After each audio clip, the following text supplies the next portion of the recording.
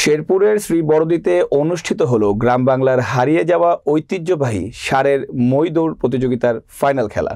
রেজাউল করিম রাজুর প্রতিবেদনে বিস্তারিত।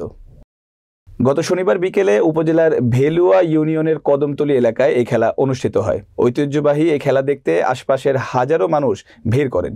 প্রতি বছর শীতের এ সময় উপজেলার বিভিন্ন স্থানে ষাঁড়ের মই দৌড় প্রতিযোগিতার আয়োজন করা হয়ে থাকে।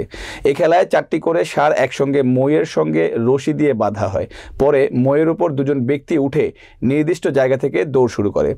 যে দল আগে গন্তব্যে পৌঁছাতে পারে সেই দল প্রথম হয়। গ্রাম বাংলার ঐতিহ্যবাহী মই দৌড় খেলাকে টিকিয়ে রাখতে এবং নতুন প্রজন্মকে জানাতে এই প্রতিযোগিতার আয়োজন করা হয়। আমন ধান কাটার পর বিস্তীর্ণ মাঠে মানুষের পদচারণে মুখর হয় পুরো এলাকা।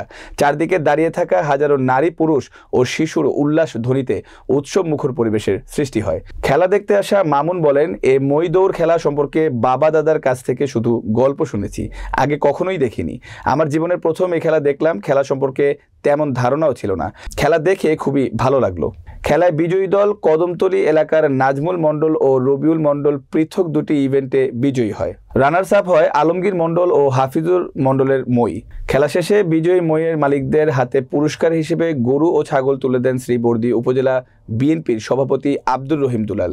এ সময় শ্রীবর্দী উপজেলা বিএনপির সাধারণ সম্পাদক আবদুল্লাহ আল মামুন, বিএনপি নেতা মুশাররফ হোসেন মুসা, মাহফুজুর রহমান মোল্লা, আয়োজক মোহাম্মদ ফারুক হোসেন ও খেলার পরিচালক আব্দুল হামিদ সহ আরও অনেকে উপস্থিত ছিলেন। আয়োজক কমিটিবৃন্দ বলেন, মই দৌড় প্রতিযোগিতা গ্রাম বাংলার শত বছরের পুরনো একটি খেলা। আগে সবচেয়ে বেশি এই প্রতিযোগিতা হতো, এখন প্রায় বিলুপ্তির পথে। তরুণ প্রজন্মকে খেলাটি সম্পর্কে জানাতে এবং গ্রাম অঞ্চলের মানুষকে কিছুটা বিনোদন দেওয়ার চেষ্টা থেকে প্রতিযোগিতার আয়োজন করা হয়।